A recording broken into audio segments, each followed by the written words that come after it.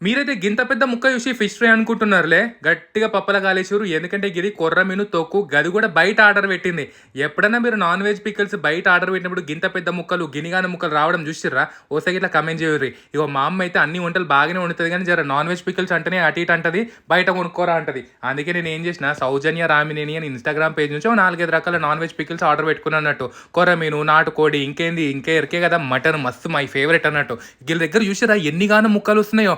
బయట ఏమైతుంది మస్తు గ్రేవీ ఇచ్చి 4, 5 ముక్కలు ఇస్తారు. అంత నూనె నూనె ఉంటుంది. కీల తానైతే మంచిగా ముక్కలు గ్రేవీ అన్ని కరెక్ట్ క్వాలిటీలు ఇస్తారు అన్నట్టు. టేస్ట్ అద్దరిపోద్ది. ఇక తల్లి బిడ్డలు ఇంట్లోనే చేస్తారు. మన ఇంట్లో చేసుకున్నట్టే అన్నట్టు. ఓ 10 కిలోలు 20 కిలోలు చేసి పెట్టకుండా మన ఆర్డర్ బట్టి దాన్ని బట్టి ఫ్రెష్గా ఎంట చేస్తారు అన్నట్టు. మీరు ఒకసారి వాళ్ళ ఇన్స్టాగ్రామ్ పేజ్ పోయి చూస్తే తెలుస్తుంది వాళ్ళు చేసే పద్ధతి. చూస్తుంటేనే నోట్లు ఊరిలో వస్తుంటాయి అన్నట్టు. కాబట్టి ఇన్స్టాగ్రామ్ వాట్సాప్ లింక్ కూడా ఇస్తున్నాను. మీకు ఒక్కసారి ఆర్డర్ పెట్టుకుంటే పెట్టుకొని ఖాళీ నాన్ వెజ్ కాదు veg snacks different different varieties ఉంటాయి. మరి ఇంకెందుకు ఆగుతున్నారు? నాన్ వెజ్ పిక్కల్స్ ఇష్టం ఉన్నటోళ్ళు ఆగుతారా?